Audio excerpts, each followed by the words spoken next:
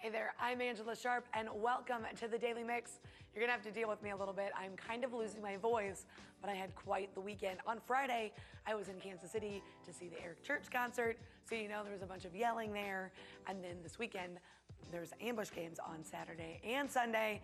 And on Sunday, in addition to the ambush game, where there was a lot of yelling, there was also a mascot soccer game in the middle. So there was a lot of yelling at the mascots to go in the right direction. So I'm kind of struggling a little bit, but we are gonna get through it. Now, how would you feel if you were watching one of your favorite movies only to get to the end and it had changed? Well, that's exactly what happened to Netflix streamers in the UK who were watching The Notebook, and they were not too happy about it. Spoiler alert, apparently the original ending of the 2004 romantic drama showed the aged Noah and Allie dying in their sleep while laying in each other's arms. Now, the UK version instead cut to a flock of birds flying over the lake. Side note, I've only seen that one where the birds are flying over the lake. I never saw the one where they died in each other's arms. I can only imagine that the dying one is a lot worse than the birds flying, but apparently the internet was set abuzz with disdain for this new ending, and Netflix took notice, tweeting out in its defense that apparently some films have more than one ending, and that in fact the alternate version had been supplied to them. However, they vowed to get to the bottom of it, and by the next day, the correct version of the film was restored to the streaming service. So if you want to check that movie out, now it's back to the way apparently you guys all like it, everyone dies. Now, for all of you chocolate lovers out there, how would you like to get paid for your sweet tooth? I love candy. I would love this. Cadbury is currently looking for a professional chocolate taste tester. And here's the best part. You don't even need years of experience, just a passion for chocolate and taste buds there. Now, you will need to be willing to give your honest opinion. Oh, and the job's in England, so you're gonna have to move there. That's a must. But one lucky hire will get paid $14 an hour for up to 8 hours a week.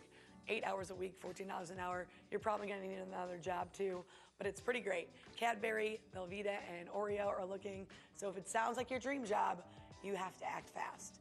The deadline is this Friday, March 8th. Now, coming up later on the show, I've got Robert Acosta here. He's with Grindin Fitness. He's gonna tell us all about fitness and nutrition, give us tips, and tell us what he's got going on to help you stay in shape. Let's get started on today's Daily Mix.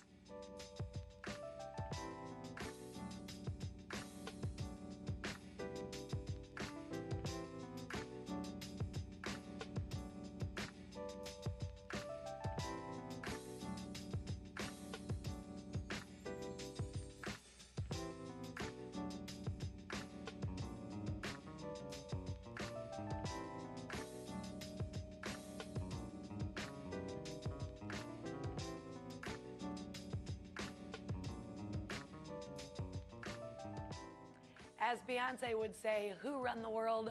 Girls. That's right, March is International Women's Month. It's the time when we celebrate women who have made great milestones and major impacts around the world. Now, to celebrate female excellence, author and motivational speaker Keisha Mayberry is hosting a women's conference called Master Her Class. The goal of this event is to help women enhance and master their skills through various topics.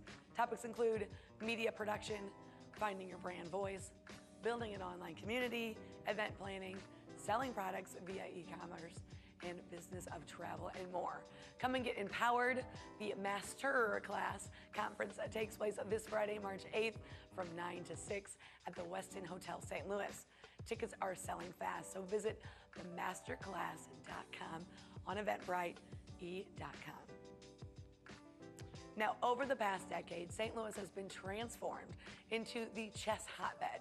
And all this week, international masters and grandmasters are here competing in the St. Louis Chess Club's 2019 Spring Chess Classic. This is the first of a 4 top-level tournament, and the competitors are going head-to-head to battle for more than $30,000 in prize money, and of course, gain valuable experience. The matches are taking place daily at 1 p.m.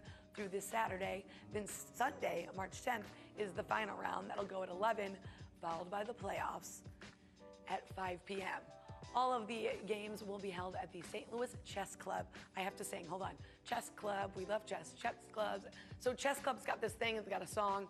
It's very catchy, I can't help it. You can find out more details at stlouischessclub.org. Mayor Lyda Krewson recently kicked off a campaign to help create 1,000 jobs for young people this summer. Now, the St. Louis Youth Jobs for ages 16 to 24 are paid through the program, which provides them with job skills, work ethic, and so much more. In order to reach their goal of employing 1,000 youth for 8 weeks this summer, businesses and organizations are being asked to sponsor a youth and help them meet the 2.5 million goal. For youth interested in a summer job, applications are being accepted now through April 30th. To become a sponsor or apply to the program, visit stlyouthjobs.org. Now, the NCAA is not the only big basketball tournament in March. You have to experience our city's very own Arch Madness. The Missouri Valley Conference Division is kicking off their basketball tournament this weekend for their bragging rights and title. Now, schools on the lineup include Missouri State, Southern Illinois Carbondale, Bradley University, Indiana State University, Illinois State, Valparaiso University, and so many more. Catch Arch Madness starting this Thursday through Sunday at the Enterprise Center, and to see who takes it all this year. For a full schedule and tickets, visit archmadness.com. It's actually an awesome event. I usually go every year. I love basketball. It's a lot of fun. Now, if spring fever has you thinking about home renovations and updates, then you'll want to head out to the Builders St. Louis Home and Garden Show this week. Now in its 42nd year, this annual event is a great place to start all of your home and garden projects and improvements. You can meet up with hundreds of local businesses specializing in everything from lawn and garden, pool and spa, kitchen and bath, to interior design, construction, and home products. Now, if you have a question about a current project you're on or just need maybe a little extra inspiration, there's no worries. There'll be a lot of people and experts on hand to help you out. The Builders St. Louis Home and Garden Show opens this Thursday, March 7th, and runs through Sunday at America Center. You can plan your visit at stlhomeshow.com. Now, the first of a mental health discussion series begins this Friday. Care and Counseling's Breakfast with Amy will cover several different mental health topics over the course of the series, which is led by the nonprofit's executive director. The first discussion will be a focus on the role depression and anxiety may play in an opioid addiction. All of the breakfast discussions are open to the public and will be held at the Care and Counseling main office on Ladue Road from 9:30 to 10:30. And again, the first one will take place this Friday, March 8th. The breakfast is complimentary, but you do need to pre-register to reserve your seat. You can do that online at careandcounseling.org. Last year, the Kranzburg Art Foundation launched its Music Artist in Renaissance program. They provide their first group of local musicians and band leaders with performing and recording opportunities, office space, and several tools to help them advance their careers.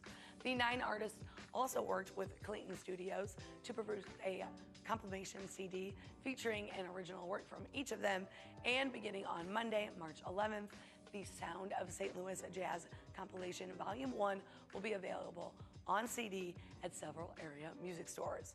It can also be found as a digital download or on streaming services. You can learn more about the Music Artist in Renaissance program at kranzburgartsfoundation.org. Beginning this weekend, you can celebrate St. Louis' heritage and the legacy of French cinema at the 11th Annual Robert Classic Film Festival. The fest will feature films from the 1930s through the 1990s. Each program will also include introductions and discussions deeper into the film and French history with film of French scholars and critics. The Robert Classic French Film Festival runs from March 8th through the 24th. All of the films are in French with English subtitles and will be shown at Washington University's Brown Hall. For a list of films and more, visit cinemastlouis.org. Now, described as the Oscars of teaching by Teacher Magazine, the Milken Educator Awards are dedicated to recognizing excellence in teaching. And a St. Louis teacher recently got the surprise of a lifetime when she was presented with this year's award and a $25,000 check to go along with it. Teresa Shane is a special education teacher at Bayless Elementary and was surprised with the award when Missouri Department of Education Commissioner Dr. Margie Vennon and First Lady Teresa Parsons visited the school for an assembly. And check it out, not only was there Teresa, one of just 33 teachers in the country to receive the award, but she was the only teacher in the state of Missouri to be honored. So congratulations to her. You can learn more about the awards at milkeneducatoraward.org. Now, are you looking for something bubbly and sweet? 102.5 KZK, the radio station, is hosting its 11th annual Wine and Chocolate event. This is the ultimate wine night that gives you the opportunity to enjoy delicious chocolate and fine wine from over 700 local businesses. You can be the judge of your favorite wine taste and awesome treats. Calling all wine connoisseurs, this is the place to be. Now, if you want the best experience at this event, they offer a VIP option that gives you a special perk before general admission. Come wind down this Friday, March 8th at the Foundries Art Center in St. Charles. For more information and tickets, visit kzk.com. Now, has Marie Kondo inspired you to tidy up? Not that you're not sure what to do with all that clutter? Well, I'm sure she has, and that's going to be really great for you because we've got some awesome tips to help get rid of your clutter. I don't know what those tips are, but I'm very excited to share them with you. Why don't you take your clutter to the world's largest garage sale? Hubbard Radio St. Louis is bringing the popular event back to the Family Arena next month, and the vendor registration is open now. Year after year, thousands of garage sailors come out for the hunt of treasures, so what better way to clean out your home and bulk up your wallet? Indoor and outdoor spaces are available, and they sell it fast. They actually really do sell it fast. So register early. Now, if you want to participate, the event will take place Sunday, April 14th. For guidelines and to register as a vendor, please check out the world's largest garage sale at newcountry923.fm. Now, if you have an adorable cat and that adorable cat does adorable cat things, then you have everything you already need to take part in a little competition in cuteness. Animal House Cat Rescue and Adoption Center, Cinema St. Louis are bringing back Cat Clips, a competition in cuteness.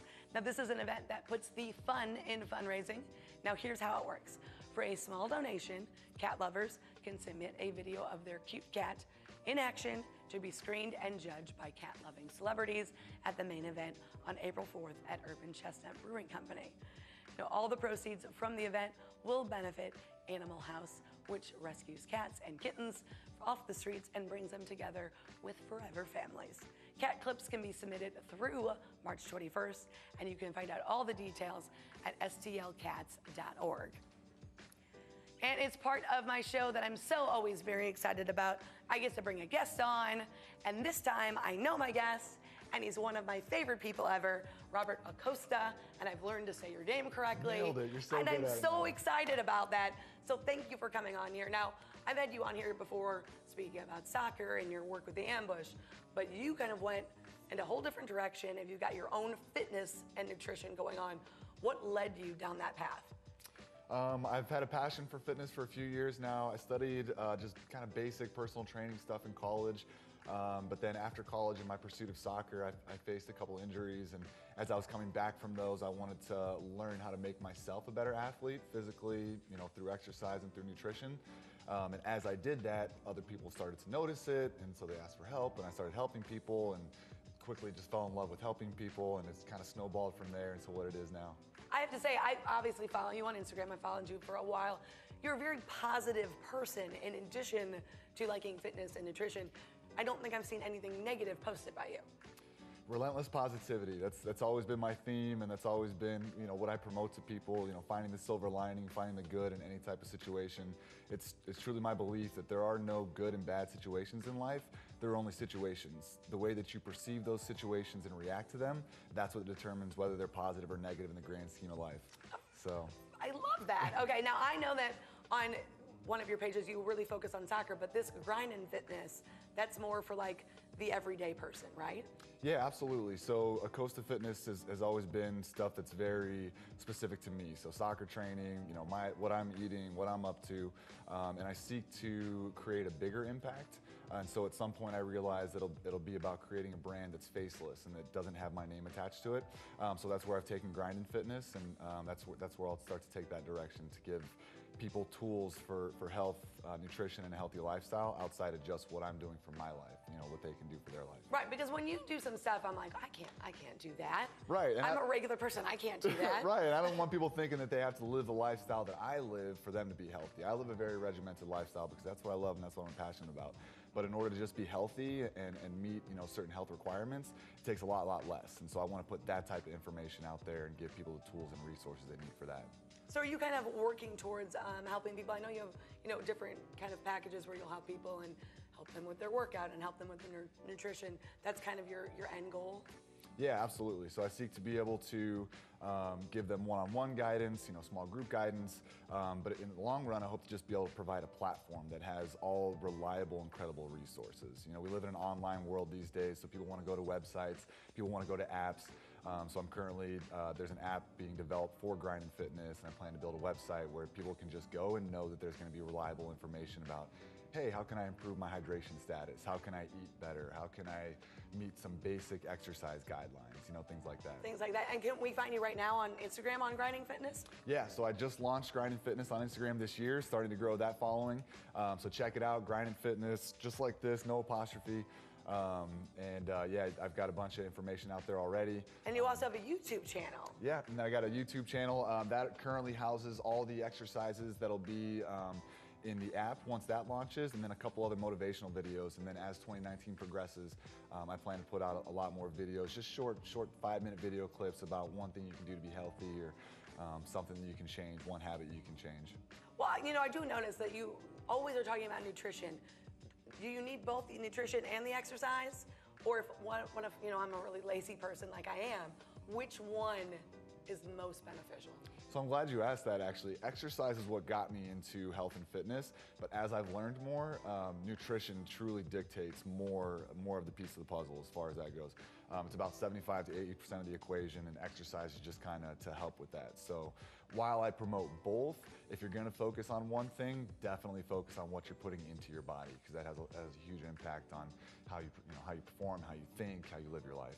I have noticed that you're always posting like, this is a bad food and this is a good food, and usually that day I'm like, I already ate that. So I gotta get better in that.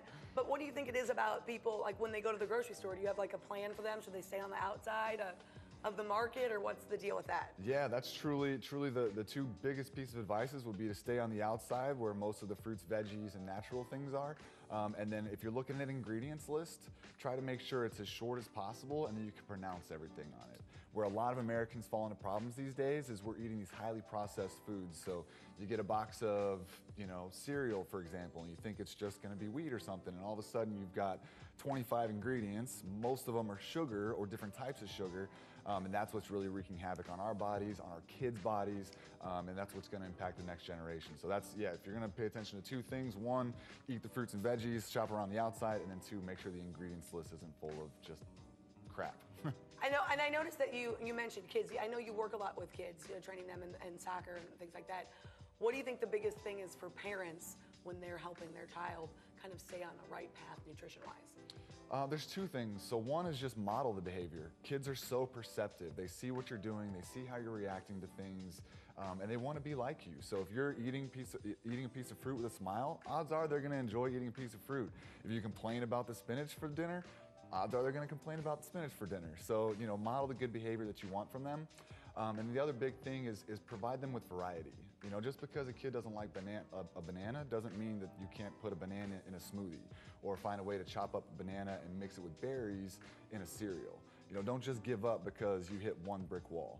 There's a lot of kids that things don't like. You know, a lot of parents tell me, oh, my kids don't like fruit. I'm like, well, your kids don't like homework, your kids don't like chores, your kids don't like going to bed early, but the one thing you're gonna bend on is the one thing that impacts them more than anything. You know, keep going at it. You know, the kids are very impressionable, and so the more you introduce them and the more you're positive around it, the more they're gonna pick up on it. I mean, I never would have put those two things together, but you're not wrong. Every kid hates homework. Every kid hates going to bed early, but you're right. Usually when a parent hears, oh, they don't like that food, they drop it and go about their day. Yep. I like that a lot. Yeah. Okay, so you have to tell everybody where they can find you personally, because some people might want to keep up on your soccer training and all that. How can they find you there? Yeah, so check out my Instagram page, Acosta Fitness. I put out a lot of great footwork drills and just kind of my lifestyle habits. AcostaFitness.com, my website. And then I have a Twitter feed and a Facebook page also for those. So you've got everything's kind of going together. I know that I mostly follow you on Instagram.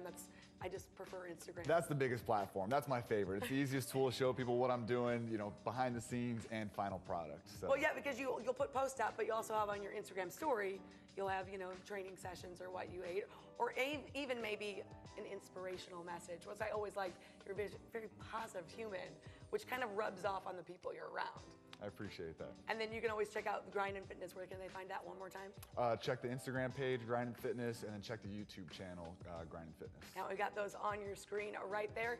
Thank you so much for joining me on the show today. Thank you for having me and letting me speak nutrition and fitness. Oh my you know gosh. I love to. It makes my day, and it makes me want to feel like I should maybe do that. So maybe I'll actually do it and stop watching you and actually participate. And we want to thank you for watching us. And you can always follow us on Facebook, Twitter, Instagram, YouTube, or you can drop us a line right here at the Daily Mix at stltv.net. We want to hear it from you. That's going to do it for the Daily Mix, but keep it right here on STL TV and experience St. Louis.